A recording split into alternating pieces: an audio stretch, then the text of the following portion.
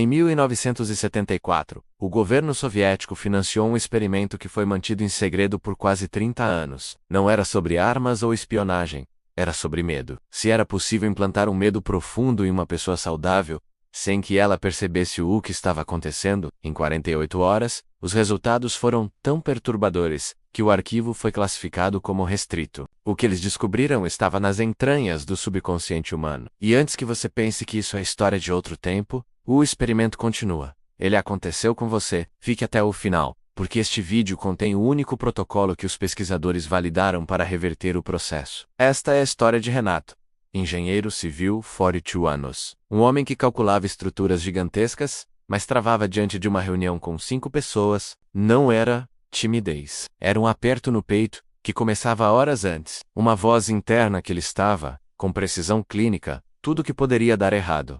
Ele tinha tentado de tudo: terapia cognitiva, técnicas de respiração, autoajuda, nada chegava na raiz.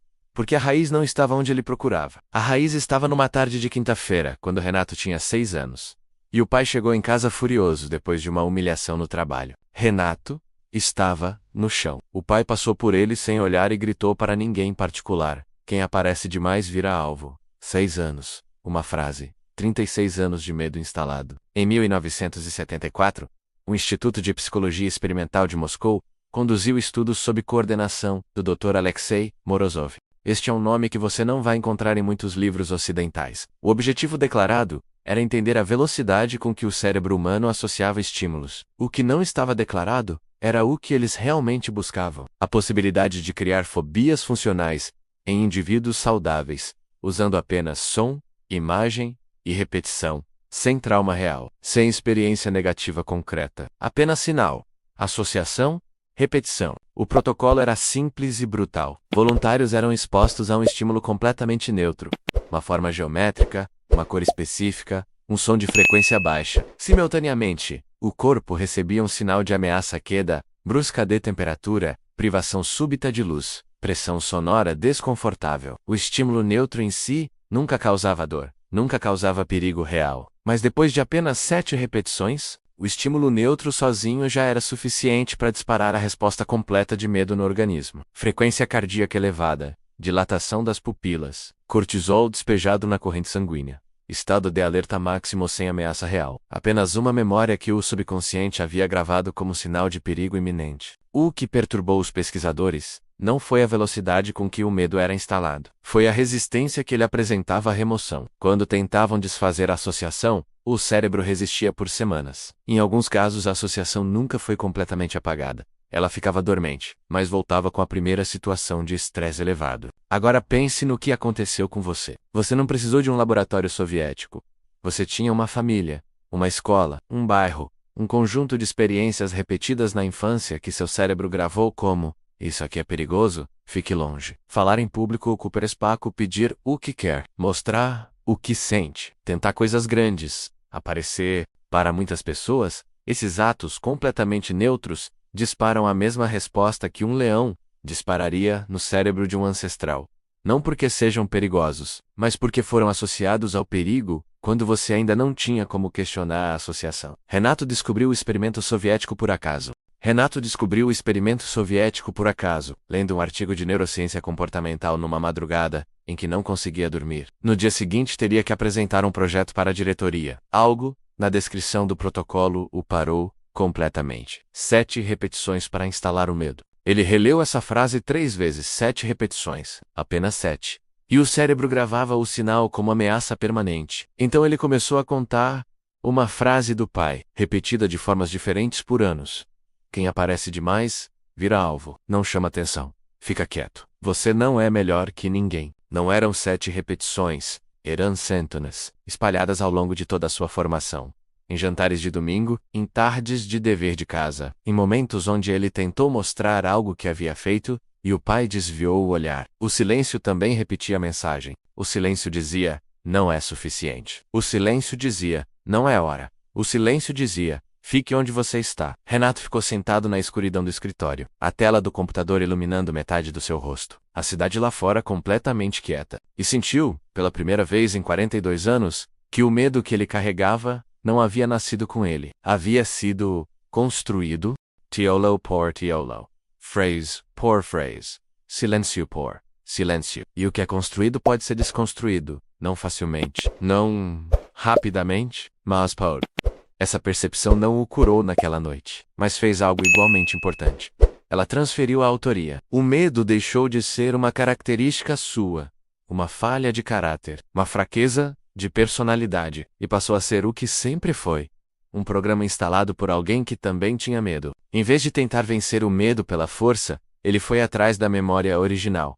Não para revivê-la, com dor, ou culpar o pai, mas para ressignificá-lo com os olhos de quem já cresceu. O pai que disse quem aparece vira alvo, era um homem que havia sido humilhado, que chegou em casa carregando uma vergonha que não sabia como colocar para fora, que estava com medo, que estava machucado, que provavelmente repetia frases que também ouviu do próprio pai, que não tinha a menor intenção de instalar um programa. Na mente do filho de 6 anos, ele não era um vilão, era um homem assustado. Como a maioria de nós é, em algum momento, em algum cômodo escuro, de alguma noite difícil. Essa frase não era uma lei do universo, não era uma verdade sobre Renato. Era a dor de um homem se espalhando pelo cômodo porque dor sempre procura uma direção. E Renato, sem saber, havia gravado aquela dor como se fosse uma instrução de sobrevivência. Como se o universo inteiro dependesse de ele nunca aparecer. Mas o universo não dependia, nunca dependeu. E Renato precisou de 42 anos para descobrir isso. O que os estudos soviéticos revelaram,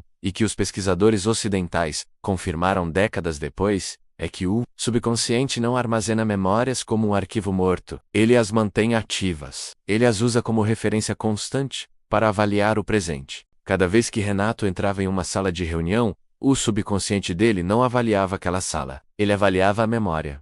Ele perguntava: isso se parece com algo perigoso que já conheço? E a resposta chegava em milissegundos. Antes que qualquer lógica pudesse interferir: sim, isso se parece, aparecer, ser visto, ser avaliado. E o corpo obedecia imediatamente. Cortisol, adrenalina aperto no pato, voz que some, pensamentos que embaralham. Não porque a sala fosse perigosa, mas porque o subconsciente estava cumprindo sua função com uma lealdade absoluta a uma instrução antiga. Essa é a crueldade silenciosa do medo instalado. Ele não pergunta se o perigo ainda existe. Ele só sabe que existiu uma vez. Os estudos soviéticos identificaram uma janela específica de reprogramação. Não é durante o dia, com força de vontade. A reprogramação profunda acontece em outro estado. É durante o período hipnagógico, os 7 a 10 minutos, entre estar acordado e estar dormindo. Nesse estado específico, o filtro crítico da mente consciente está parcialmente desativado. O cérebro entra em frequência teta, a mesma frequência das crianças pequenas. É aqui que a mudança real começa a acontecer. A mesma frequência em que os programas originais foram instalados. O subconsciente fica exposto, receptivo, sem defesas, reescrevível. É a única janela do dia em que você tem acesso direto ao arquivo, onde o medo foi gravado. E Renato aprendeu a usar essa janela. O protocolo tem 3 movimentos. Simples na descrição, profundo na execução. O primeiro movimento é identificar o estímulo raiz. Não a situação de hoje que te paralisa, não a reunião de amanhã, não a conversa difícil que você está evitando. A primeira vez, o momento original onde aquela sensação nasceu. A frase, a cena, a pessoa, o silêncio. Isso exige honestidade. Exige que você pare de tratar o medo como seu inimigo e comece a tratá-lo como uma pista. Porque todo medo aponta para alguma coisa, e essa coisa está sempre no passado. O segundo movimento acontece nos 7 minutos antes de dormir. Renato datava, fechava os olhos e revisitava a memória, não como vítima, como observador. Ele se via de fora, via o menino de 6 anos no meio da sala. Via o pai, chegando carregado de humilhação e raiva. Via a frase saindo como vapor de uma panela de pressão. E via com os olhos de adulto, que aquele menino não havia feito nada de errado. Que ele não precisava ter gravado aquilo como instrução. Que ele poderia agora reescrever o que aquele momento significava. Não apagar a memória. Não fingir que não aconteceu. Mas mudar o que ela dizia sobre ele. O terceiro movimento é a substituição. No mesmo estado hipnagógico, com o subconsciente ainda receptivo, Renato visualizava a versão de si mesmo que ele queria ser, com detalhes concretos. A sensação do chão firme sob os pés, a voz saindo clara, os ombros abertos, o olhar direto, não a versão perfeita, não o orador sem falhas, a versão inteira, a versão que aparece mesmo com medo, a versão que fala mesmo com a voz tremendo, porque integridade não é ausência de medo, é presença, apesar dele. Renato fez isso por 21 dias consecutivos, sem pular, sem negociar com o cansaço. Chame esperar resultados rápidos. No décimo dia, ele não sentiu nada diferente. No 20º, ele teve um sonho onde falava em público e não sentia o aperto. Na primeira reunião real depois desse período, o aperto no peito apareceu, como sempre, mas algo havia mudado na relação de Renato com ele. Ele reconheceu o sinal, soube de onde vinha, soube que era um arquivo antigo tentando protegê-lo, um menino que já havia crescido, e pela primeira vez em 42 anos, ele não obedeceu ao arquivo. Ele respirou, abriu a boca e falou: não foi perfeito, mas foi dele, completamente dele. O experimento soviético de 1974 provou algo que nenhum de nós quer admitir. Somos, em grande parte, a soma dos medos que foram instalados em nós, antes que tivéssemos vocabulário para questioná-los, antes que soubéssemos que tínhamos o direito de questionar. Mas provou também outra coisa, algo que o relatório classificado não enfatizava, mas que os dados continham com clareza. O cérebro que aprendeu a ter medo pode aprender a não ter. Não porque o medo desapareça completamente. Não porque a memória seja apagada, mas porque você aprende a reconhecê-lo pelo que ele realmente é. Um eco, um sinal antigo de um perigo que não existe mais. A voz de alguém que também tinha medo e não sabia carregar esse peso sozinho. Renato ainda sente o aperto antes de falar, mas hoje ele sabe o nome daquilo, sabe de onde veio, e sabe, com uma clareza que nenhum curso lhe deu, que ele não precisa obedecer. Você também pode chegar nesse lugar. Não amanhã, não com um vídeo, mas com uma decisão que começa agora. A decisão de parar de tratar o seu medo como parte de você e começar a investigá-lo como o que ele é, uma mensagem de outro tempo.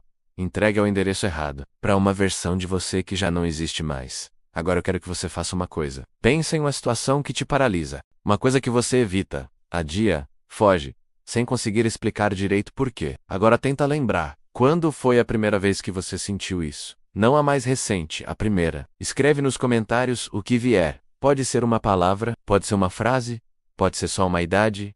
6 anos, 12 anos, 15. Você não precisa explicar nada. Porque o subconsciente não muda quando você entende racionalmente. Ele muda quando você nomeia o que estava escondido. Quando você tira o medo da sombra e coloca a luz. Só isso já muda alguma coisa. Se esse vídeo encontrou você hoje, existe uma razão para isso. Inscreva-se no canal, ative o sininho, porque nos próximos dias vou publicar o protocolo completo dos 21 dias de reprogramação noturna, com cada passo detalhado e cada instrução clara. Você passou anos carregando um medo que não é seu. Já está na hora de devolver.